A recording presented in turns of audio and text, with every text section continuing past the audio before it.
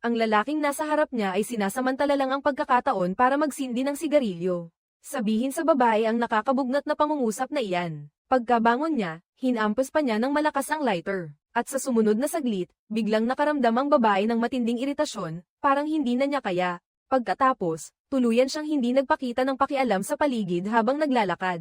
Bumubulong mag-isa sa kalye, tapos isa-isa niyang hinubad ang mga patong ng damit niya. Nakarating pa siya sa gitna ng kalsada na parang wala sa sarili. Samantala, tapos na sa lahat ng mga iyon ang lalaking iyon. Diretso siyang lumapit sa isang truck at sinabi sa isang empleyado ng bodega. Magandang maaraw na araw ngayon, sinasabi ko iyan sa inyo bilang palatandaan. Pagkasabi niyon, lumapit siyang muli sa harap ng bangko at nagsabi. Gabi na, sabi ng babaeng empleyado sa bangko, at agad niyang tiningala ang relo. Malinaw na 9:09 pa lang ng umaga, pero natural niyang ibinaba ang karatulang nakasara na ang counter. At umalis agad sa pwesto ang dalawang empleyado sa sumunod na sandali. Kagagaling lang ng truck, armado na agad siya at sumugod sa bangko. Pinalabas nila ang lahat ng nasa lobby. Habang ang babaeng empleyado naman, pagkapasok sa vault, hindi pinansin ang banta ng baril ng detective. Diretso niyang binuksan ang isang maliit na security cabinet at kinuha ang kaong nasa loob. Kaharap ang dulo ng baril na nakatutok sa ulo niya. Ngumiti lang siya ng may paghamak, kahit napapalibutan siya ng mga babaeng security staff. Dinala ng empleyado ang kahon, sumakay sa truck, at direktang pumasok sa numero 1.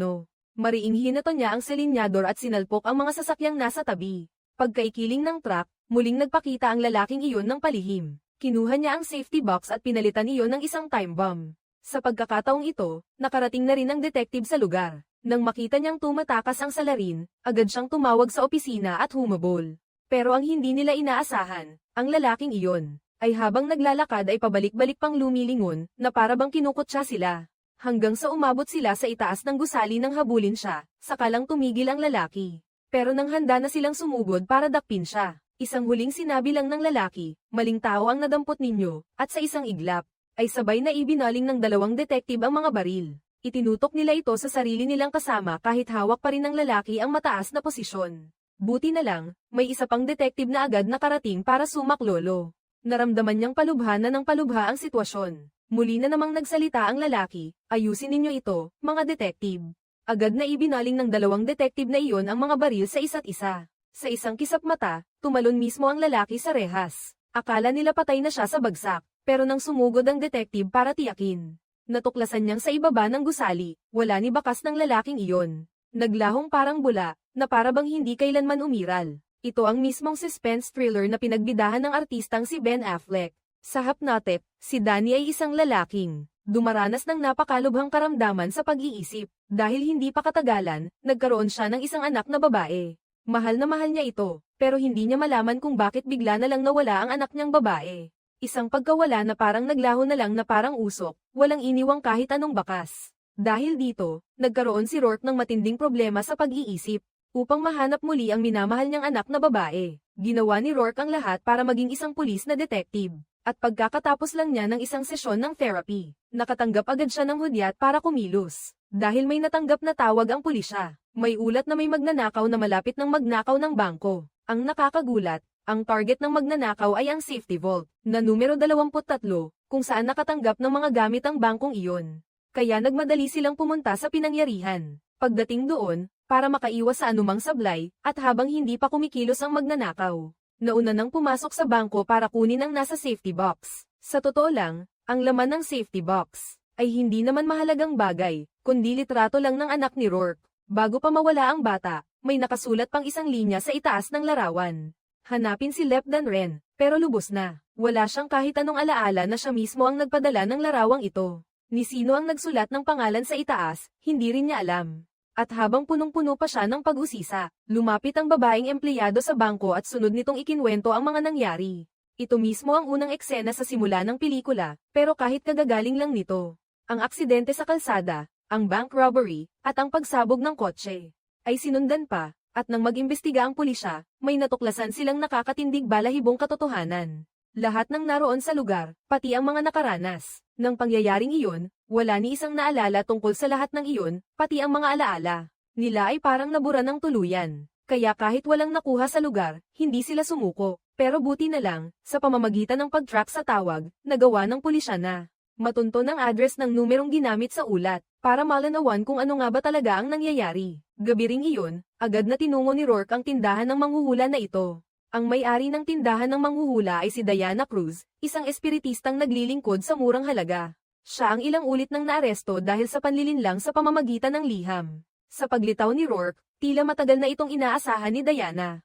Una niyang ipinalabas ang kliyente niya at pinaghintay muna sa labas sandali. Kaya pagkabigkas niya, diretsahan niyang sinabi ang tungkol sa anak ni Rock. Sinabi niya na matagal na niyang napapansin si Rock, ngunit hindi pa tapos ang sinasabi niya, pinutol na siya ni Rock. Dahil sa record ng pulisya, ilang ulit nang inakusahan si Diana na nandaraya sa mga kliyenteng may kapangyarihan. Hindi ako naparito dahil sa mga kalat na ganyang bagay. Gusto ko lang malaman kung paano nalaman ni Diana nang maaga ang pagnanakaw sa bangko. At mas mahalaga, sino ang lalaking nakalagay sa litrato ng anak mo. Pagkarinig pa lang niya sa pangalang iyon, halatang bakas sa mukha ni Diana ang matinding pangamba. Hindi na niya pinansin ang pagtatanong ni Rock, ang gusto lang niya ay palayasin agad ito sa kanyang bahay. Ngunit isang hakbang siyang nahuli ni Diana, dahil kakalabas lang ng bisita sa pinto, at sa sandaling iyon, nakatayo siya sa harap ng isang napakapamilyar na anino. Bigla siyang sumulpot sa likuran, eksakto sa sandaling binuksan ni Diana ang pinto. Agad sumampa ang bisita sa motorsiklo at sumugod papasok. Gusto sanang sumugod ni Rock para itanong kung sino ang dumating. Pero hindi man lang siya sinagot nito, isang salita lang ang iniwan niya. Hindi siya titigil. Sabi niya, ang taong iyon mismo ang lalapitan niya. Sumugod siya diretso sa matulis na bagay sa tabi para matiyak na ligtas. Pagkatapos noon, ibinalik na ni Rock si Diana sa selda ng presinto. Sa ganitong lugar, 4 na pader lang ang makikita mo. Ang makapal na semento at bakal ang pinakaangkop na lugar para magpalitan ng mga lihim. Pero kahit nakarating na sila roon, hindi pa rin lubos na kalmado si Diana, malinaw pa rin ang takot sa mukha niya. Para bang isang matandang kaaway na habang buhay nang nakaukit sa buhay niya iyon. Sa harap ng sunod-sunod na tanong ni Rock, isang tanong lang ang ibinalik niya, alam mo ba kung ano ang tinatawag na hypnotic na ilusyon? Sa usaping hipnotismo, malinaw na hindi naniniwala si Rock, dahil noon pa man, lagi niyang tinatrato ang paggamot sa pamamagitan ng hipnotismo bilang wala namang silbi, kaya inakala ni Rock na pawang palabas lang, at hambog na yabang ng mga peking albularyo sa ilalim ng mundo, kaya minamaliit niya ito. Nagpatuloy si Diana sa pagpapaliwanag tungkol sa mga tunay na maestro ng hipnotismo. May kapangyarihan silang lampasan ang pangunawa ng karaniwang tao, kaya nilang impluwensyahan ang utak sa lahat ng antas ng isip, binabago nila ang realidad sa isipan ng iba. Sa madaling salita, gumagawa sila ng ilusyon para sa iba. Kapag tuluyan ka nang nalubog sa mga ilusyong iyon, ang katawan ng taong nahipnotismo ay hindi na kanya.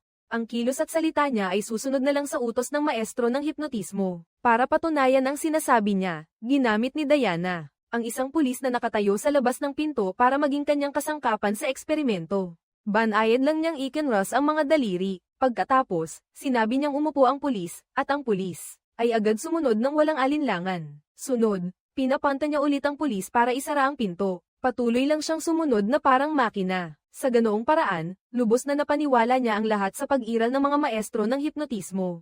Pero hindi nila inasahan na sa mismong sandaling iyon, ang pulis na lumabas ay sumindi ng sigarilyo. At sa harap niya, may dumating nang naghahanap. At ang dumating ay ang lalaking iyon ding tumalon sa bintana. Kanina pa ito nawawala, bago pa lumitaw ang lalaking ito. Hindi nila alam na sina Rock at Diana ay nasa loob pa rin. Sa selda at pinag-uusapan ang tinatawag na propesyon ng mga maestro ng hipnotismo. Sabi ni Diana, ang mga maestro ng hipnotismo ay kabilang pala sa isang lihim na organisasyon.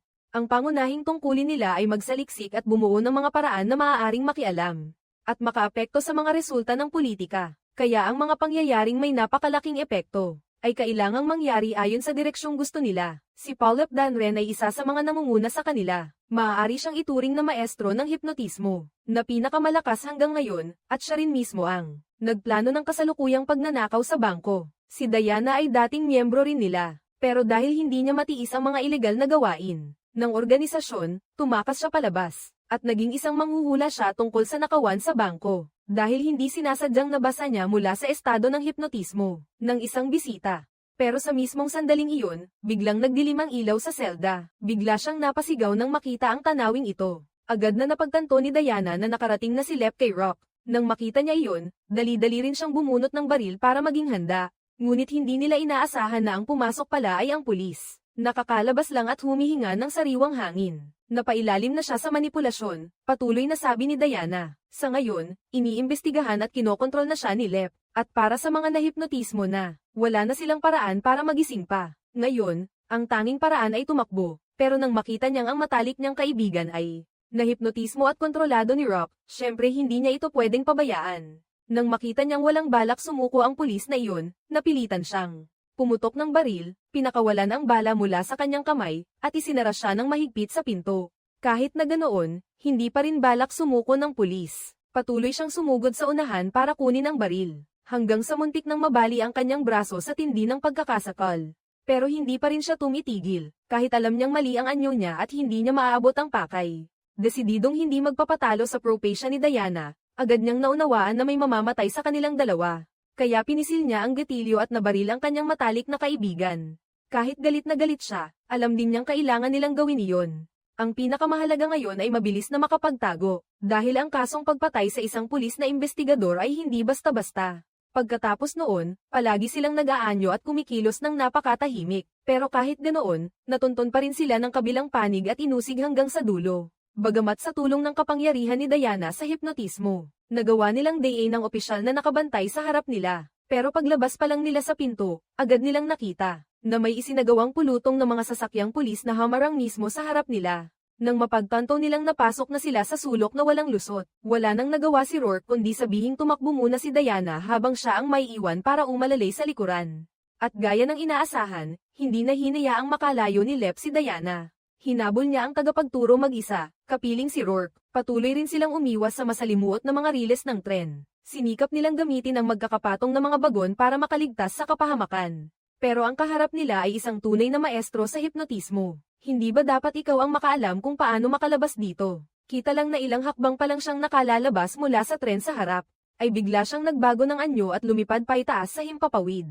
Malinaw na naapektuhan si Rourke ng ilusyon ng hipnotismo. Tinahak din ni Lep ang landas ng pagtugis, at nasa likod lang niya ang hininga ng mga tao. Kasabay nito, ang kalsadang dati nang walang hintuan, ngayon ay naging isang masikip na eskinita, pero sa kritikal na sandaling iyon, nakaabot agad si Diana sakay ng sasakyan para sumaklolo at nailigtas nila ang isa't isa muli, at nakatakas sila sa habulan ni Lep Danren. Sa pagbiyahe nila, sinabi na lang ni Diana kay Rourke na, ang mga bagay na nakikita ng taong nalulubog sa hipnotismo, ay maaaring umiral sa anumang anyo, at ang kalituhang kakadanas lang nila, ay mahihiwalayan lamang kapag ilang segundo pa lang na naihipnotismo ay nakakaalpas na sa ilusyon. Dahil isa kang ang pasyenteng may malubhang karamdaman sa pag-iisip, at ang ganitong uri ng pinsalang pangkaisipan ang mismong bangungot ng mga maestro sa hipnotismo. Sapagkat kahit ang isang napakahusay na maestro tulad ni Lep ay wala ring paraan para hipnotisahin ang taong ito. Gaya rin ito ng password ng account ng bawat tao. May mga taong napakasimple ng password, at ilang batayang hakbang lang ng hacker ay pwede nang mabuksan iyon. Pero may iba ring nagpapalagay ng napakakomplikadong password, na parang abot langit, kaya kahit anong pagsisikap ng hacker ay masasayang lang. Pagkatapos noon, nagpatuloy silang tumakbo hanggang sa hangganan, dahil may isang maestro ng hipnotismo doon, na napakahusay na at siya mismo ang dating guro ni Diana at Lep noon.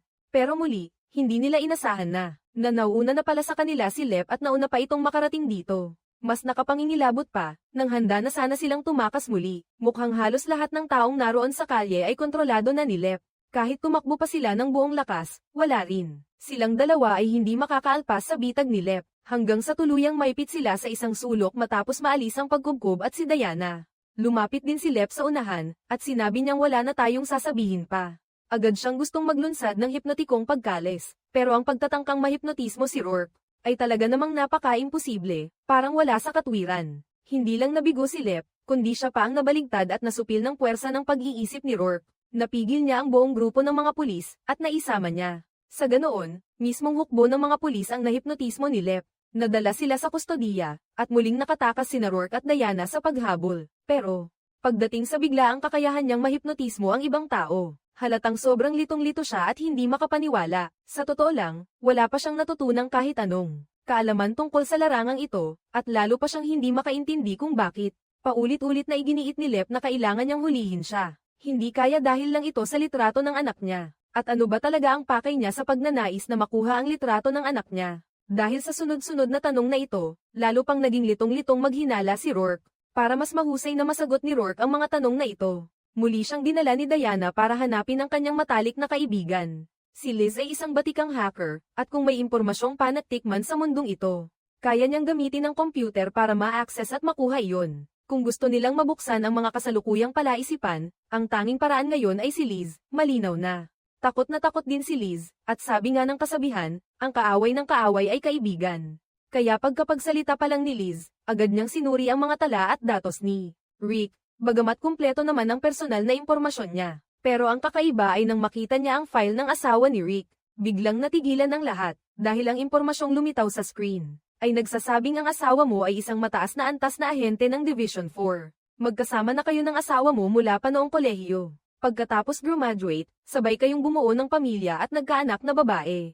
Kahit sa panaginip, hindi mo aakalaing ang taong nasa tabi mo at kahangga mo araw-araw ay isa palang lihim na ahente. Dahil sa matinding pagkabigla na ito, sandaling nawala sa isip niyang tingnan ang file ni. Sa bawat pitik ng pilikmata, paulit-ulit na bumabalik sa isip niya ang lahat ng nangyari. Sa pagitan naming mag-asawa, pero mismong habang tinitingnan niya ang litrato.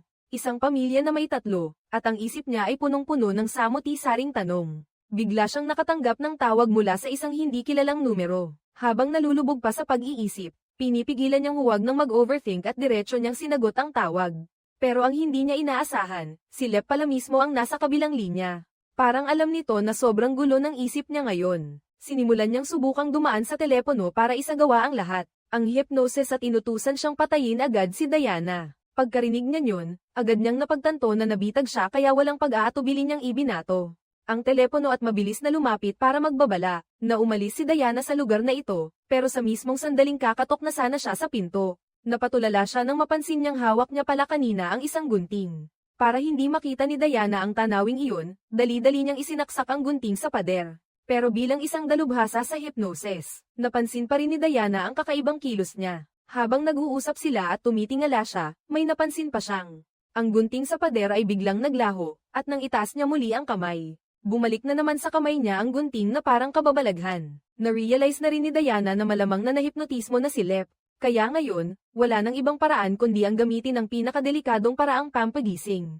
At ganoon nga, ginamit ni Diana ang sarili niyang katawan para sirain ang hipnotikong ritmo ni Lep, pero ang hindi niya inaasahan ay, sa mismong panaginip, tila nagising ang isang piraso ng alaala, at tahimik siyang napukaw sa gitna ng gabi. Sumunod na, tahimik na binuksan ni Liz ang computer. Pagkatapos ay tiningnan niya sa screen ang mga file ni Diana, saka siya napaurong sa gulat nang matuklasan niyang si Diana ay gumagamit pala ng mismong pangalan niya para magtago. Parang may nahalata siya, at sa huli ay inilabas niya ang telepono para tingnan ang larawan ng asawa niya. Pero nang itaas niya ang telepono, ang mukha ng asawa niya ang agad niyang nakita sa harap mismo niya. Naging mukha ni Diana, at nang masaksihan niya iyon, lalo pa siyang hindi mapakali. Nagpatuloy siya sa pag-type ng pangalan ng anak niya para maghanap, at sa pagkakataong ito, lalong ikinabigla niya ang paglabas ng file na may pangalang Minnie, ang batang may napakalakas na kakayahan sa hypnosis. At higit pa roon, ang bata mismo ay hindi rin tinatablan ng hypnosis ng ibang mga dalubhasa. Habang puno pa rin ng mga duda si Lep, lumabas na rin si Diana, at sa puntong iyon ay naunawaan na ni Lep ang lahat. Kinwestiyon niya si Diana kung nasaan ang anak niya. Sa wakas, sinabi rin ni Diana ang buong katotohanan. Lumalabas na si Lep din ay isa palang dalubhasa sa hypnosis. At silang dalawa ni Diana ay nagkaanak ng isang babaeng nagngangalang Minnie. At nang lumaki si Minnie, natuklasan nila na si Minnie ay nagtataglay ng napakabihira at nakapanghihilakbot na talento sa hypnosis. Malamang na siya ang maging pinakamatibay na hipnotista sa buong mundo. Kaya gusto ng organisasyon nila na kunin si Minnie para alagaan at sanayin, pero dahil sa matinding pagmamahal sa anak, pinili ni Lep na ayaw niyang mawala ang pagkabata ng anak niya kaya dinala niya ito at itinago sa isang lihim na lugar, at pagkatapos ay siya mismo ang naghipnotismo sa sarili para muling ayusin ang mga alaala, dahil iyon lang ang paraan. Para kahit mahuli man siya ng organisasyon, hindi pa rin nila malalaman kung nasaan si Minnie. Hanggang sa puntong iyon, buo nang bumalik ang alaala ni Lep. At ang lugar na kinaroroonan niya ngayon, ay isa lang palang ilusyon na nilikha ng mga hipnotista. Si Liz ay miyembro rin pala nila, kahit ang babaeng detective, na iyon ay nagkukunwari lang sa harap niya. Lahat sila ay sumusunod sa utos ni Lep. Ang layunin ay hanapin sa pamamagitan ng hypnosis ang kinaroroonan ni Minnie, at ang pangalang Lep na ito ay isa lang palang peking pangalan na nakita niya sa litrato. Dahil hindi rin nila alam kung sino ba talaga ang taong iyon. Ginawa nila iyon para mas madali siyang mahipnotismo. Mas praktikal lang, at ang tunay na pangalan ng lalaking ito ay si Supervisor Williams, pero hindi na iyon pinagtuunan pa ni Lep ng pansin. Tumayo siya at kumari pa palabas ng laboratorio. Pero pagkalabas niya, Tuluyan siyang natigilan. Dahil nakita niya ang lahat ng pinagdaanan niya. Puro ilusyon lang pala, mula sa bangko hanggang sa tindahan ng manghuhula, at hanggang sa himpilan ng pulis. Lahat ng iyon ay isa lang palang mga eksenang inihanda nila, pati ang kwento tungkol kay Williams. Ang pagtalon sa gusali at ang engkwentro ng dalawang detektive na nagbarilan ay pawang peke rin.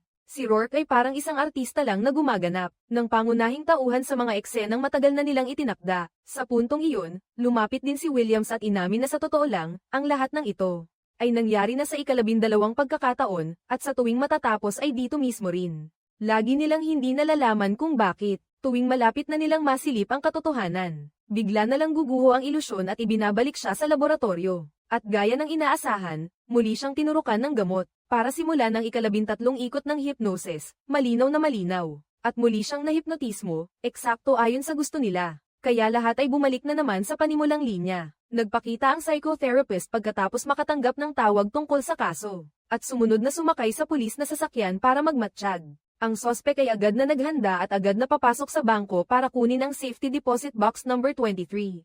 Pero sa pagkakataong ito, kakalabas lang ni Rourke mula sa kotse ng pulis ng sandali.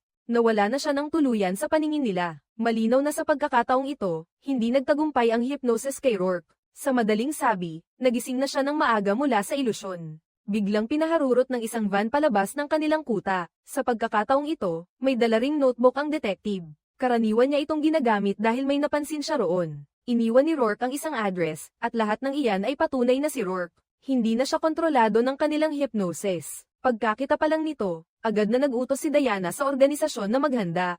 Nagpakilos ng buong puwersa para tugisin si Rourke, dahil ang lugar na hinahanap niya ay maaaring ang mismong taguan ni Minnie, at maging sa pamamagitan ng mga pahiwatig sa notebook, sinusuri pa nila. Natukoy nila na ang lalaking iyon ay ang amain ni Rourke. Dahil formal lang ang relasyon nilang mag-ama, hindi na itala ang impormasyong ito sa mga archive. At sa ngayon, itinatago si Minnie sa mismong bahay ng amain na ito. Ngayong nasa bahay na ng amain si Rourke, pero kasabay nito, papalapit na rin ang helikopter ng grupo ni Diana. Mukhang handa na si Rourke sa anumang sitwasyon. Wala man lang ni bahid ng takot, kalmado siyang pumasok sa bahay at itinumba ang isang hanay ng mga baraha na parang domino. Pagkatapos ay sumunod siya sa direksyon ng nagkalat na mga baraha at huminto sa harap ng isang batang babae. Siya ang anak ni Rourke. Sa oras na ito, ang mga master ng hypnosis ay nakababa na rin mula sa helicopter at mahigpit na napalilibutan ang maliit nilang bahay. Sa labas, pilit ding binibigyan ng oras ang amain at amain-in-law ni Rourke para sa kanya. Pero si Williams, wala talaga siyang balak magbigay ng pagkakataon. Hindi siya nag-atubili at agad na nag-utos sa mga tauhan niya na paputukan. Pumutok ang baril at tinamaan ang mag-amain, at sa mismong sandaling iyon, kalmado lang na lumabas si Rourke. Hindi siya nagsayang ng salita. Matapos ang ilang pagbati, diretsyong tinawag niya ang anak. Nang makita ng dalagita ang matagal na niyang hindi nakikitang si Diana, dali-dali itong yamakap ng mahigpit sa kanya. Ngunit sa mismong pagkakataong ito, biglang nagsalita si Minnie, sinasabing sobrang ipinagmamalaki niya si Mama Diana. Labis na nagulat at naguluhan sila sa sinabi niyang iyon. Wala nang idinagdag pa si Minnie. Ang sabi lang niya, ligtas na raw sila at handa nang umalis bilang pamilya. Handa na silang tumakas mula sa kontrol ng mga master ng hypnosis. At pagkatapos, sa sumunod na sandali, agad na napagtanto ni Williams na siya pala ay nalinlang. Galit na galit siyang bumunot ng baril at sumigaw ng malakas, isa lang itong ilusyon. Pero bago pa siya makagawa ng anuman, nagsimulang magbaluktot at magbago ang espasyo sa paligid nila. Nawala rin ang kontrol ng lahat ng tauhan ni Williams sa sarili nila. Sabay-sabay silang nag-ikot, itinutok ang mga baril sa sarili nilang mga kasama, at piniga ang gatilyo. Isa-isa silang bumagsak sa ilalim ng putok ng baril. Sa mismong sandaling iyon, kalmado rin ang amain ni Rourke. Lumabas siya ng walang kaba para linisin ang natitirang mga sundalo. Sa huli, si Williams na lang ang natira sa lugar. Gusto niyang burahin ang buong pamilya nila, pero sa harap ng isang Minnie na taglay ang pinakamataas na kapangyarihan. Paano pa niya magagawa ang gusto niya? Mismo, ang buong organisasyon ng mga master ng hypnosis ay nalinis na nila ng husto, walang natira ni Katie Ting. At ngayon lang tuluyang isiniwalat ni Rourke ang buong pinagmulan ng lahat. Mula nang isilang si Minnie, natuklasan na nila ang likas na galing niya sa hypnosis. Pero ni siya ni Diana, hindi nila nais na ang anak nila ay maging isang master ng hypnosis. Ngunit naglilingkod sila sa organisasyon ng pinakamahuhusay na master ng hypnosis sa buong mundo. Ang pagnanais na dalhin ang kanilang anak palayo ay malinaw na isang imposibleng pangarap. Gayunman, hindi nila matanggap na gawing kasangkapan ng estado ang anak nila. Kaya sa loob ng maraming taon ng matagal at magulong plano ng organisasyon, Sa wakas ay nakahanap sila ng pagkakataon. Doon nila ginawang kasapi si Diana sa pergahang ito. Samantala, si Rourke ang magtatago kay Minnie at sabay na muling bubuin ang alaala ng mag-asawa. Pero alam din nilang kung palalawigan pa nila ito ng ganito, hindi rin iyon ang tamang paraan. Kaya naglatag sila ng mas baliw pang plano, at iyon ay, ang lubusang wasakin ng organisasyon ng mga master ng hypnosis. At ang tanging makakagawa niyon ay si Minnie. Pero noon, napakabata pa ni Minnie at hindi pa sapat ang kanyang likas na lakas para kontrolin ang napakaraming tao. Kaya nang tinulungan niyang muling buuin ang sarili niyang alaala, nag-iwan siya ng maliit na switch, isang larawang may nakasulat na salitang hanapin. Nang makita mo ang larawang ito sa ika-13 pagkakataon, ganap na madyay gising ang alaala, at sa panahong iyon ay 3 taon na ang nakalipas. Sa oras na iyon, naging sapat na ang lakas ni Minnie para gibain ang buong organisasyon. Pagkatapos, sa ilalim ng sitwasyong iyon, ginamit niya mismo ang sarili niyang katawan para magsilbing mitya. Ang buong organisasyon ng mga master ng hypnosis ay nahulog na sa bitag. Ang buong puwersang ipinadala para hulihin sila ay nauwi sa pagbagsak, at sa huli, silang lahat ay nilinis ni Minnie. Sa pinakaugat mismo, isang bagay na hindi inaasahan ng kanilang pamilya. Ito ay nangyari mismo habang ang buong pamilya ay nasa gilid na ng bangin. Bago pa sila tuluyang umalis, ang amain ay voluntaryong nagpaiwan para linisin ang lugar, at sinabing siya ang susunod sa kanila. At sa sandaling lumipad na ang kanilang helicopter, lumapit ang amain sa harap ni Williams at pinulot ang baril. At sa sumunod na sandali, ang mukha niya ay biglang nagbago at naging anyo mismo ni Williams. Dito rin nagtatapos ang pelikula. Ang halaga ng isang pelikula ay nasa reputasyon nito, at ang halaga ng isang review ng pelikula ay nasa nararamdaman. Dito nagtatapos ang kwento natin ngayon. Salamat sa panonood. Ano sa tingin ninyo ang pelikulang ito? Magkomento kayo sa ibaba.